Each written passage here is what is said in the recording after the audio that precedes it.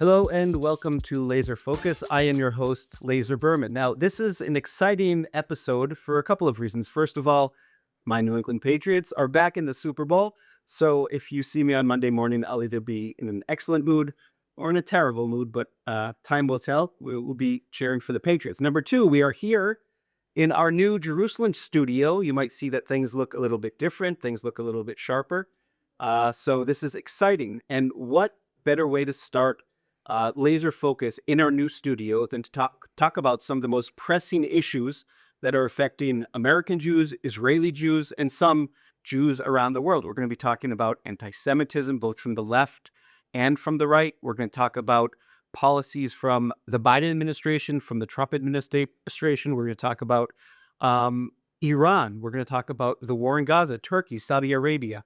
And who better to speak about these topics with than someone who is one of the leading Jewish voices in the U.S., perhaps in the world, William Daroff. William, thank you for being here. My honor. Thank you. So most of you know William, but I'll just give a few lines just to introduce him and remind you of who we will be speaking to about these issues.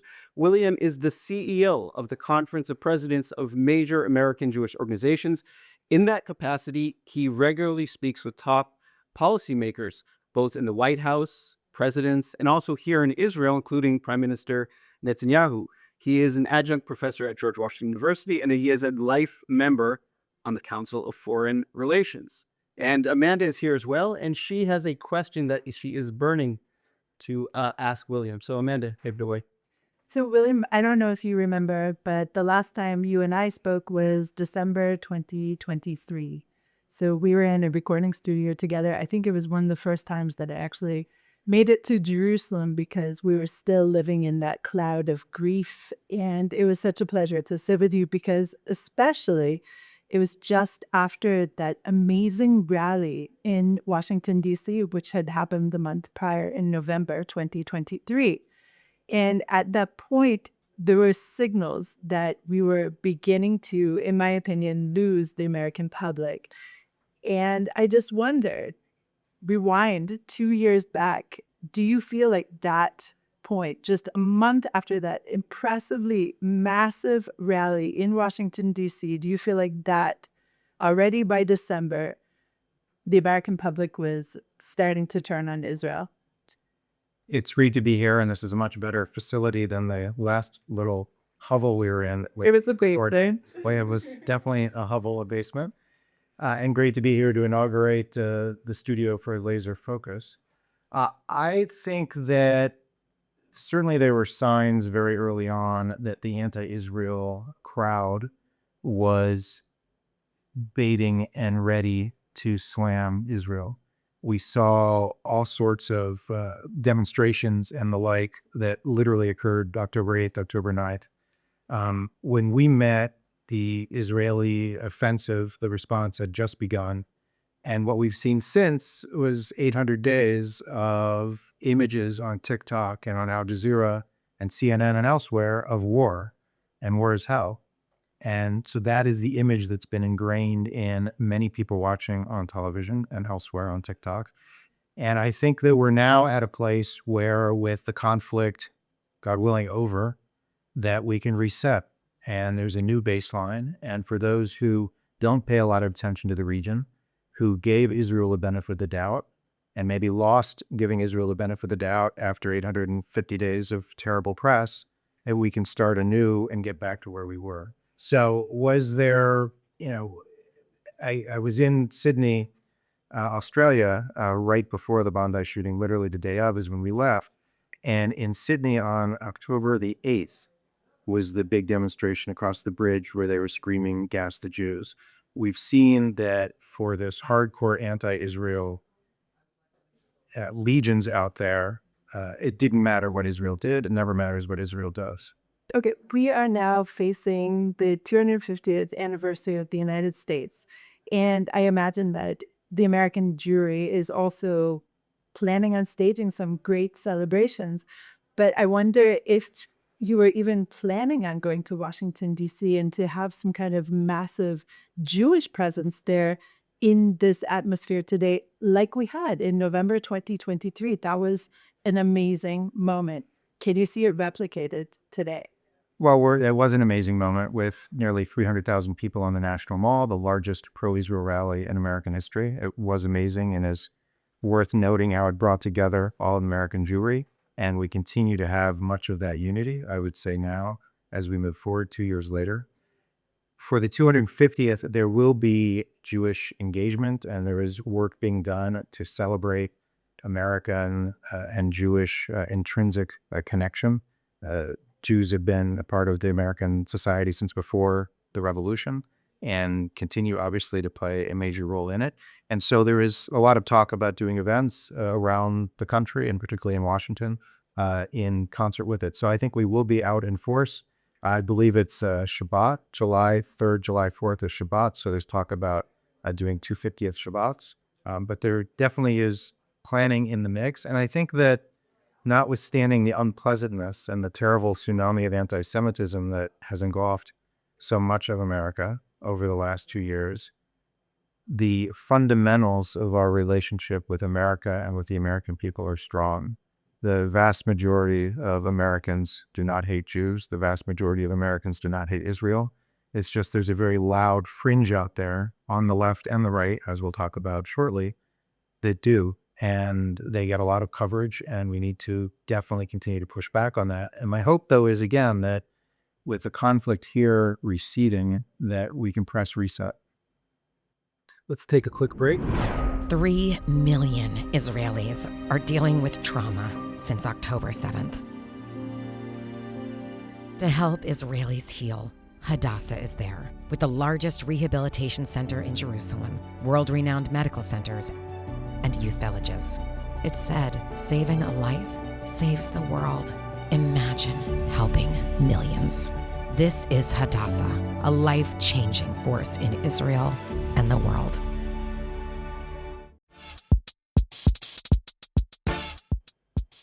And we're back with William Daroff, CEO of the Conference of Presidents. So you mentioned the anti-Semitism of the last 2 years, but as you know, this has been a trend maybe even for decades. So how do you diagnose it? You've been involved during that time where you've seen anti-Semitism rising before October 7th.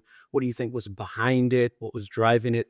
And do you think that it was addressed effectively both by the U.S. government and by the Jewish community? Since October 7th? No, before, going back, since we've seen this, right? It was even in the Obama administration also. Well, it was even in the George Washington administration. I mean, the anti-Semitism has been around for millennia, and we just see different manifestations of it. And on October 7th, we saw it magnified intensely, obviously both here, but across the world. As far as anti-Semitism in the United States, before October 7th, we had successive administrations that had comprehensive plans to deal with it. The Obama administration, the Biden administration, the Deborah Lipstadt had a plan.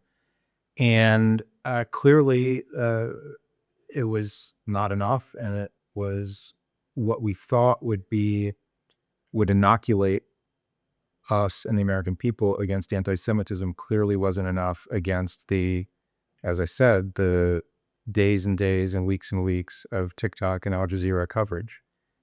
And that's a problem. What we have seen is that anyone who denied the connection between anti-Zionism and anti-Semitism has been proven wrong, I believe, since October 7th, where we see acts of anti-Semitism, Jews who have no connection to the state of Israel, Jews who have no connection to IDF, who are being blamed for the actions of this sovereign government. And that is prima facie anti-Semitism. It is blaming the collective for the perceived faults of this government.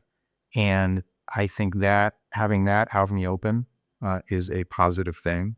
But we definitely have major challenges that relates to pushing back against anti-Semitism and Jew hatred in the United States. And there are many who are looking at the causes of that and looking at ways to alleviate it. I think that part of it is messaging. It's identifying what messages work for which audiences in a way that is smart and will actually have some impact. I think a lot of it has to do with Jewish education, which is trying to ensure that we as Jews, particularly young Jews, are educated about the majesty of Judaism and the majesty of Israel and have the self-confidence to be able to self-assuredly carry themselves in society and to push back against Jew hatred as they see it. So I'm glad you brought up the term anti-Zionism. I had Adam Lewis Klein on a couple weeks ago, and he's been making the case that we shouldn't try to use anti-Semitism to cover every sort of Jew hatred, because there's this new defined Jew hatred that is anti-Zionism that looks somewhat different than anti-Semitism. Anti-Semitism was something that was defined in the 19th century, and this is different. This is has a different vocabulary. It tries to claim different things about Jews. Still is trying to exclude Jews. But you brought up the Bondi Beach shooting. That was someone who said, "I'm going to go and kill Zionists." Do you think that we should start using this anti-Zionism term more and move away from calling everything anti-Semitism? Is this something that you've considered as you are in touch with Jewish communities and Jewish leaders? No, I mean, the term anti-Semitism is not a perfect term. It's clearly imperfect. But what it is universally accepted as meaning the hatred of Jews, basically. When people parse the definition of it, usually they're parsing it because they're trying to claim that they're not Jew haters. I'm a Semite. How can I be an anti-Semite? Or there are other Semitic people who are not Jews, so I love the Lebanese. How can you call me anti-Semitic? Can I say bullshit on the podcast? It's bullshit. This is a mechanism. It's the first time bullshit has been used in this new studio. Another Shekiano, first time on air. Man, this comment. There are several choice words we put in the studio together as well.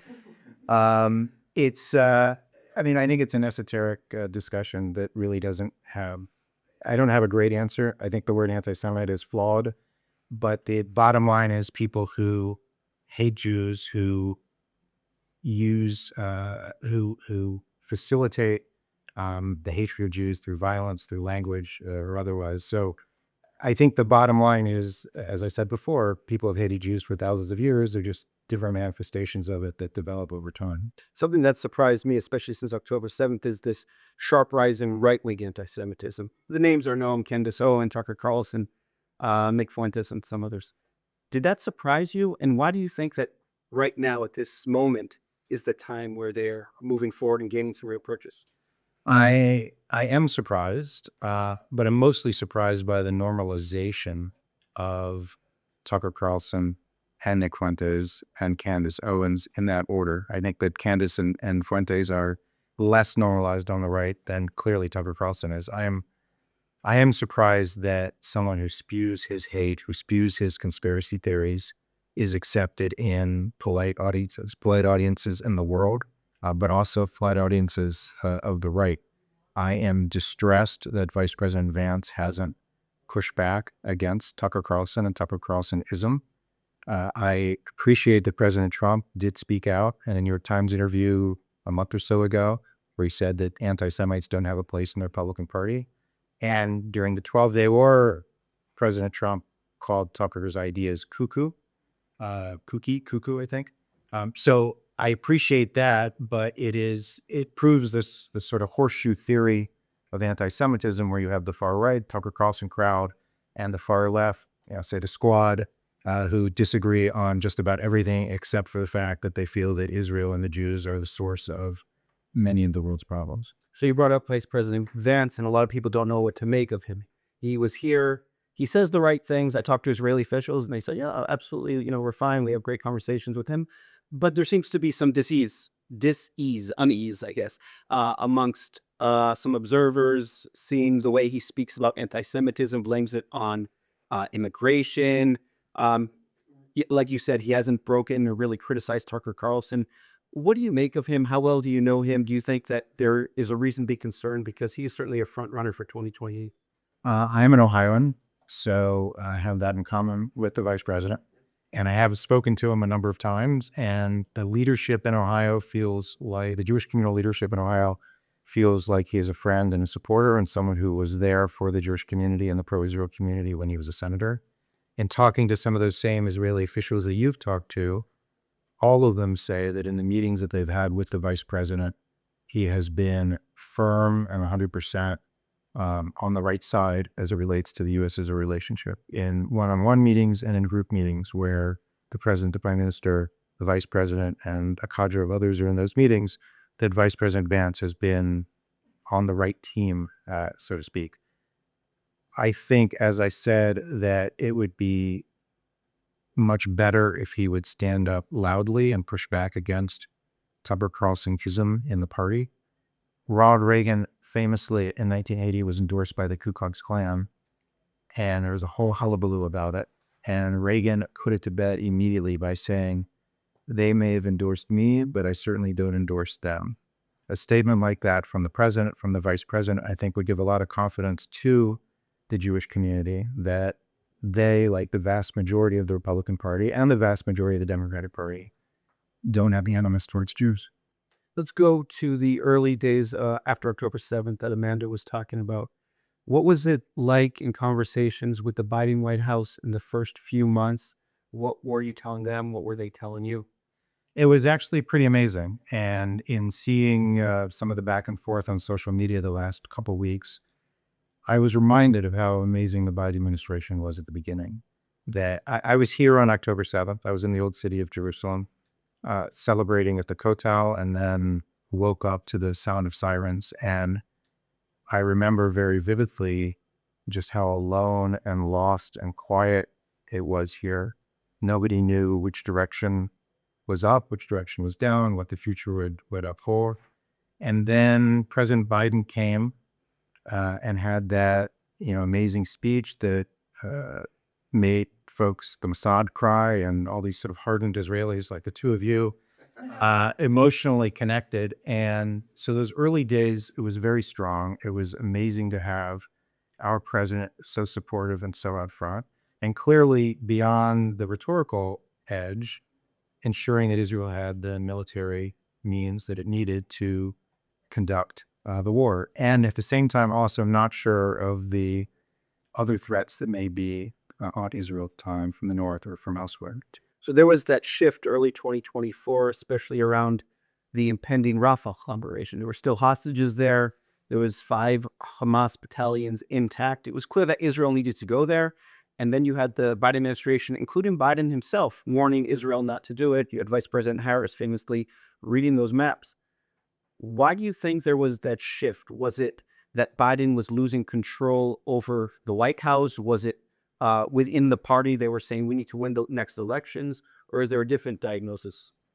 I think it was a combination of the hundreds and hundreds of days of bad images and bad press that were having the impact it was having among progressives and among the base of the far left base of the Democratic Party is a piece. I think a second piece was the international pressure that the Biden administration was more attuned to, let's say, than the Trump administration, and more engaged in trying to ensure that the international community is happy, their allies are happy.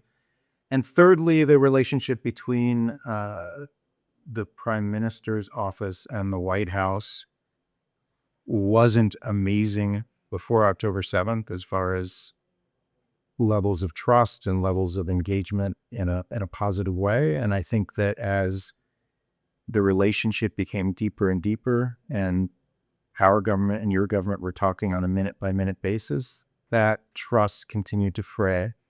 And so I think the combination of all of that together, along with these predictions that ended up being wrong, I think in retrospect, about Rafah, was why the administration put up a big stop sign. And I agree with you that that was the point at which the relationship became worse, and there were, whether it's an arms embargo or an arms slowdown, there were definitely slowdowns in getting equipment here to refresh and refurbish Israeli soldiers. Do you think that Israel botched, let's say, the PR game with the public in general in the world, and also its the need to keep the Democrats on side and supporting this war? Do you think that that was misplayed by the government and even by the military as well? At the end of the day, I think Israel got where it needs to be today. As we sit here in Jerusalem, we're not wearing yellow ribbons. We're not wearing dog tags.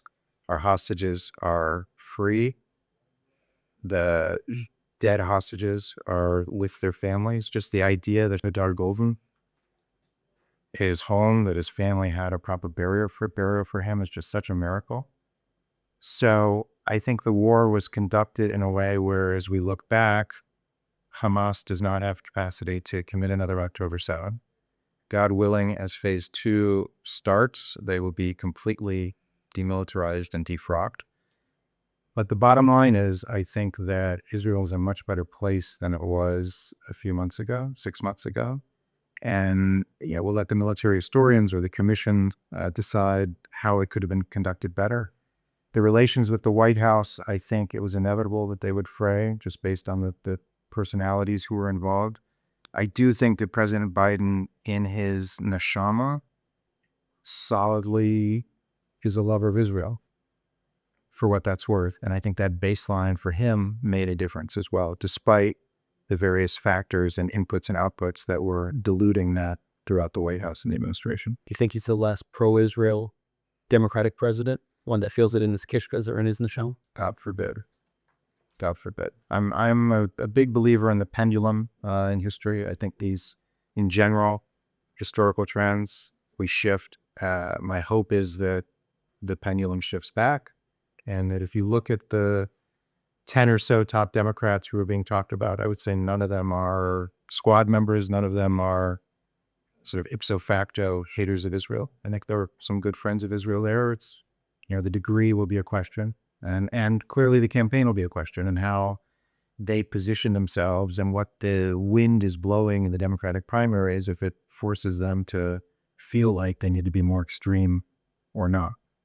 We're going to take a quick break, and then we're going to talk about the Trump administration. What if prayer doesn't work? This question strikes us as a distinctly modern one, an outgrowth of the slow disenchantment of the world. But in truth, the question is an old one, and one given space to breathe here. Welcome to Thoughts and Prayers. I'm your host, Jessica Fisher. Join me on a deep exploration of the relationship between religion and modernity through personal stories, classical texts, and conversations with leading rabbis, scholars, and educators. You're almost not supposed to be doing this interview.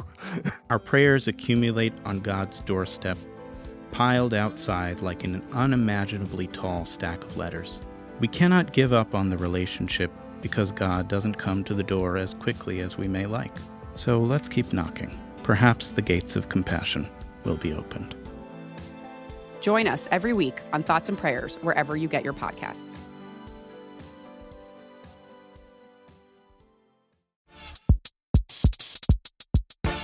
And we're back with William Daroff. So I have one more question for you, William. And Lazar, thank you so much for your generosity in allowing me to pal along in this session.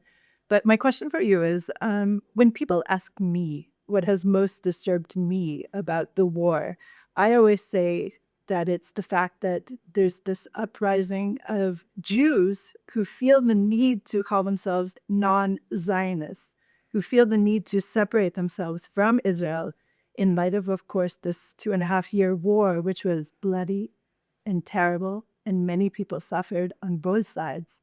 But this new movement of mostly young, mostly progressive Jews who are making a lot of noise, I don't know if their numbers represent that, is what is most disheartening and disturbs me when I look outside of Israel at what has happened these past several years. How are you? You're the presidents of you're the head of the Conference of Presidents. I would mess it up. It's very long. And I wonder, how is your organization, which is filled with 50 legacy organizations for the most part, how are you reaching out to these people? Or are you just saying this is a population that we've lost? I don't think we've lost them. I think that they are loud, as you've said. I think that for the most part, many of them are uneducated, as I talked about the need for Jewish education to ensure that they understand their connection to the Jewish people and to the state of Israel, to the land of Israel.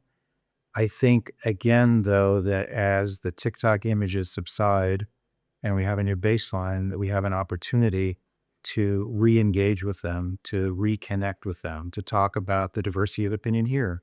Not everybody who's here is Ben Gvir or Bibi. That there are all sorts of people here with all sorts of different views, with all sorts of different backgrounds. The key, I believe, is pushing through the TikTok sort of images, and I believe that the relative quiet here gives us that opportunity. The American progressive world at the moment is focused on ICE, not focused on Israel.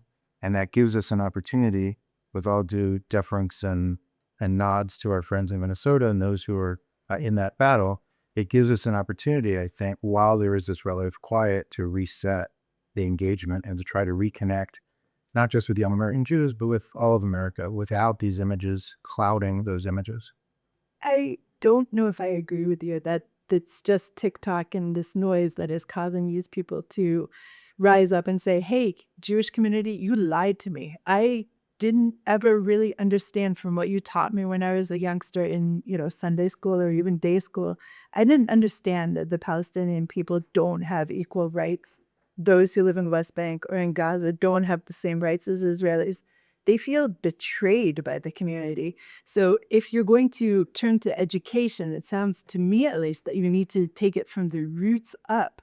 And I just wonder, is your community, you're not a Jewish educator at this point, as far as I know, but is your community discussing how it's not just about saying, hey, Israel has your back when you need it. It's about showing Israel, warts and all. I think that certainly ensuring that there's a view of the diversity of Israel, warts and all, is an important factor in ensuring that young Jews have a connection to the state of Israel, for sure.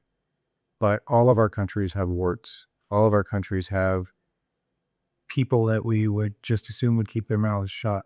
And I think that part of a maturation is recognizing that if there's 10% that you're not happy with, that doesn't mean you throw out the baby with the bathwater. You maybe work to fix that 10%, or you work to engage in a way that will better Israel and better the Jewish people.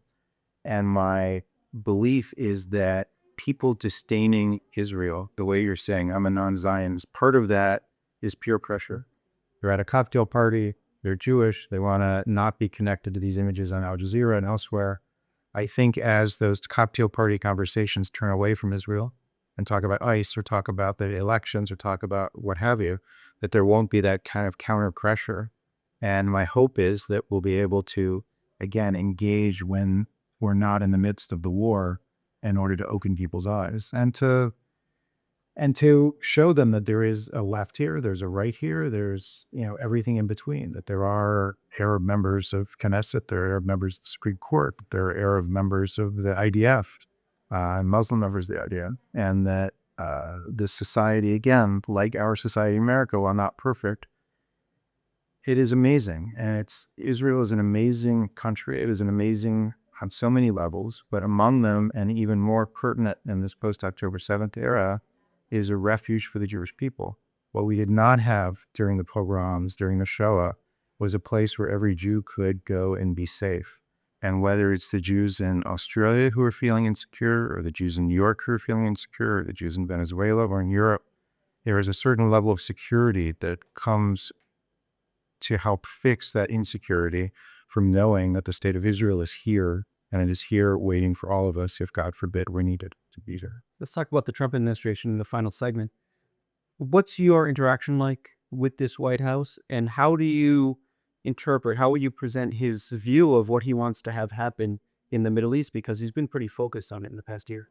There's a lot of interaction with the Trump administration at a number of different levels, in the security and military level, as well as the White House itself, and our new anti-Semitism envoy, Ambassador Rabbi Yehuda Kaplan, has a lot of engagement with the Jewish community.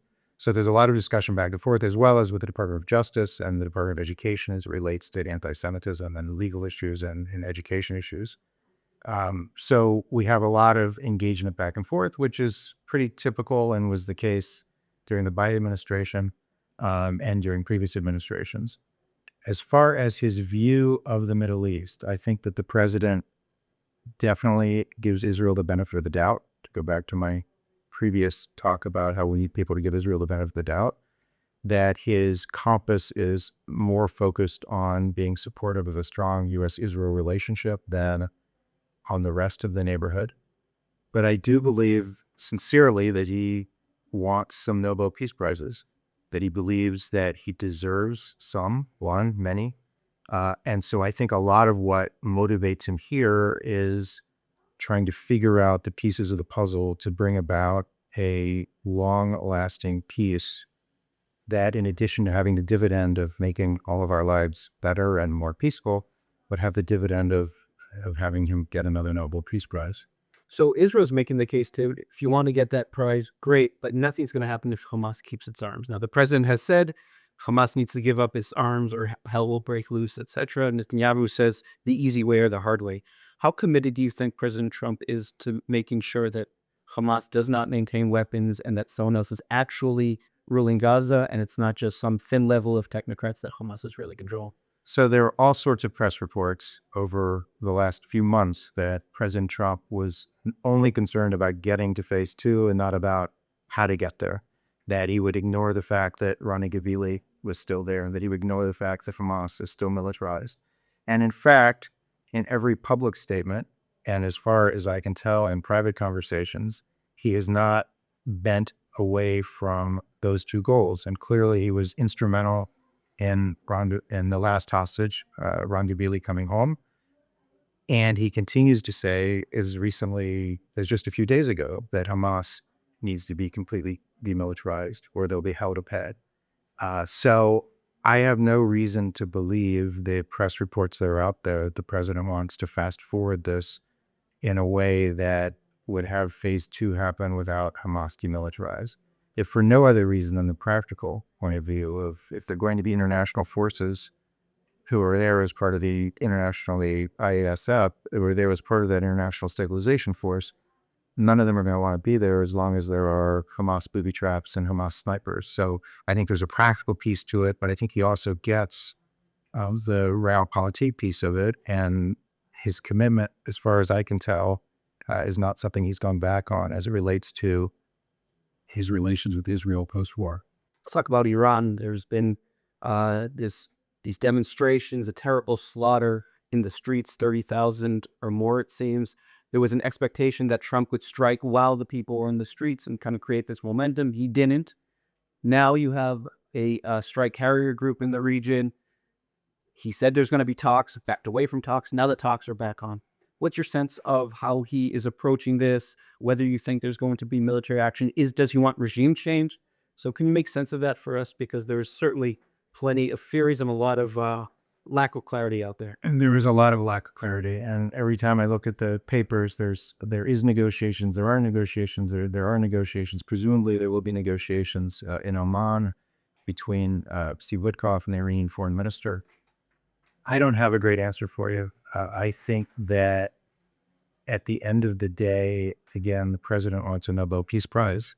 I think that if the Iranian regime falls and the people of Iran are free, that will be Nobel Peace Prize quality packed by the president. And so I think if the president can be convinced that military action will bring about regime change and the liberation of the Iranian people, that will be where he will go. If, however, he's not convinced of that, I think that the pressure of not wanting to start another forever war, which you'll recall was part of how he got into all this because of Iraq and the forever war of Iraq and Afghanistan, that's what he's balancing. Do I want a forever war, or do I want to have a kinetic action that will bring about a change in the Iranian government? And I think that's what he's balancing right now. But I don't have a great prediction, but I think that's what he's trying to work through. And I think it's an open question from my point of view as to whether the revolution, the demonstrations that were occurring that have stopped, whether that can just be restarted with some sort of American military action. And there are intel people who are obviously working on that as we speak. And I'm hopeful that if there is action taken, that it's action taken that will really change the dynamic of Iran in this region, because that will be game-changing and will be Nobel Prize quality. So 3 quick questions about some of our neighbors here. Turkey. I cannot figure out why Trump likes Erdogan so much. It's not like he speaks English and they're able to have proper conversations. What do you make of Trump's willingness to give Turkey the benefit of the doubt, to include them in all sorts of things that Israel doesn't want them included in?